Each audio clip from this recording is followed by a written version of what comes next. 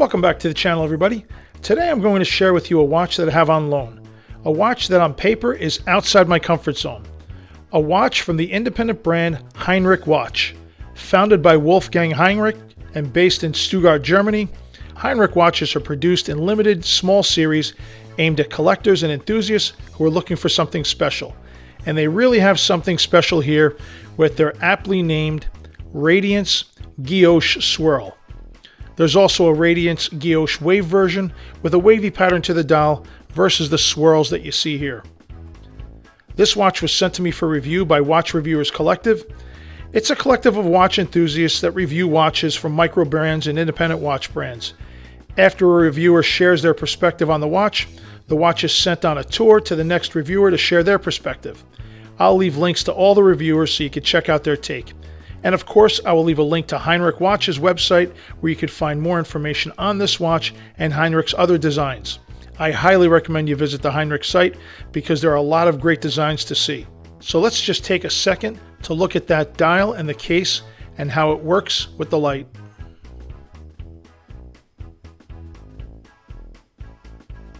Looking at the dimensions, we're looking at a 38.5mm case, a 19.5mm lug width. I measured it multiple times. A 46.5mm lug to lug at the end links. And even though the website says it's 8mm, I measured it at a slim 8.5mm thick, measured to the top of the slightly domed sapphire crystal, making this entire package just 117 grams, size to my 7-inch wrist. Powering this watch is a very clean and refined ETA 7001 series mechanical hand wind movement. This is a 3 Hz, 21,600 vibrations per hour movement. Being mechanical, you have a push-pull crown, because who wants a screw-down crown when you have to unscrew it to wind it? It looks great with that logo in black. Still, with the crown and the screwed exhibition case back, you still get 100 meters of water resistance. The back, like the front, is made of sapphire. Now, before I get into the close-ups and the attentions to detail of this watch, I want to talk about the wearability of this watch first. This watch is incredibly comfortable. It just becomes part of your wrist, like the watch is wearing you versus the other way around. You have to really give it up to German engineering. It's slim, light, and this multi-link bracelet is so smooth it almost feels soft to the touch. I don't think I've ever used the word ergonomics when describing a watch before, but this watch has great ergonomics. As for the finish, this watch gives you everything. A mirror-like polish, broad chamfers along the lugs, and a beautiful satin brushing where you need it. Remember, this watch isn't being handled delicately. It's been all over, being handled again and again. And just look at the condition. A little rubbing on the back of the bracelet, and that's it. The double push-button butterfly clasp is milled and signed on the underside. That means for a lefty like me, nothing is printed backwards or upside down. The links are connected using screw pins. It starts at 17.5mm at the clasp and widens to 19.5mm at the lugs and secured with quick release spring bars. A nice touch. The case back is so flat, which must also factor in the watch's comfort. The movement, as you can see, is also beautifully machined. It looks great with its heat-treated blue screws and purple jewels. I like the etching around the case back, and the watches are serialized, another great touch. The ETA 7001 mechanical movement is new to me.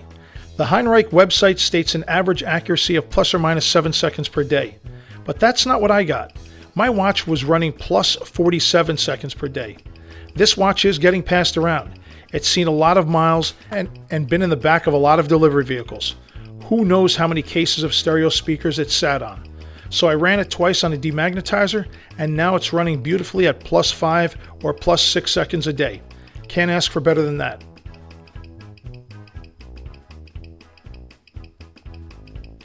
I guess I should start talking about what everyone wants to see, and that is the dial. The swirl of that guilloche pattern is mesmerizing. And they could have ended it there and called it complete, but they didn't. They chose colors that come alive in the light. It's electric. This turquoise blue is stunning in hand, but if the burgundy looks half as good as it does on their website, wow. The watch features a small second subdial in a wonderful turquoise sunburst that perfectly matches the chapter ring of the dial. And where have you seen indices like this? It's not a plain white or silver applied index. It's an applied rib or fluted index. It's double wide at 12, 4 wide at 3, 6, and 9, and 3 wide everywhere else. And above the indices are a tiny pip of lume along with the lume hands, all in BGW9. And here's a better look at that lume. It's not going to win any lume wars, but for a dress watch, this is above and beyond.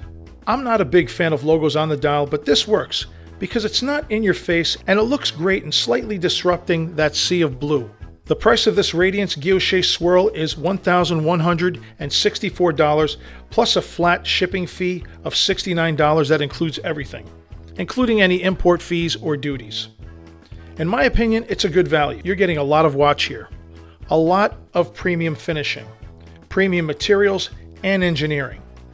And I'm not the only person who thinks it's a good value because this watch is currently on pre-order. The first batch of Radiance Guilloche Swirl watches are already sold out. New deliveries of this limited edition run are scheduled for mid-May. Now at the beginning of this video, I said on paper this watch is outside of my comfort zone. What did I mean by that? If you follow my channel and watch my reviews, you know I tend to lean more towards divers and GMTs than dress watches. I prefer watches between 40 and 43 millimeters. I'm more into automatics and solar than mechanical winds. This Heinrich Radiance is a sub 40 millimeter dress watch, and for these reasons on paper I would have easily dismissed this watch. But I'm fortunate enough to have this channel and fortunate enough to receive watches for review. I try to be impartial in my reviews and not to rush to a decision based on my biased likes and dislikes. You want to send me a 38mm mechanical dress watch for review? Sure. I'll look at it and I'll share my honest opinion.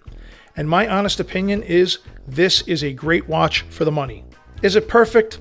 No. Frankly, I'd like to see a 4 Hz movement in a watch of this quality. If you have 7-inch or smaller wrists, you're going to like how this watch wears.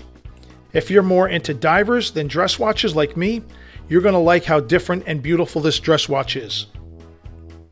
If you're like me and into automatics more than mechanical, well, like me, that may take some getting used to. If you're a righty, it's a little easier. If you're a lefty like me, you're not winding it on wrist.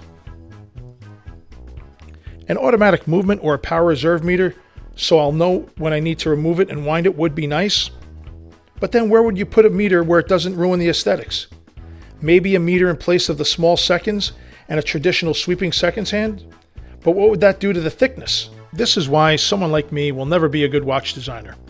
But I hope you think I'm a good watch reviewer. And if you do, please take a second to like, hype, subscribe, comment, thank, share.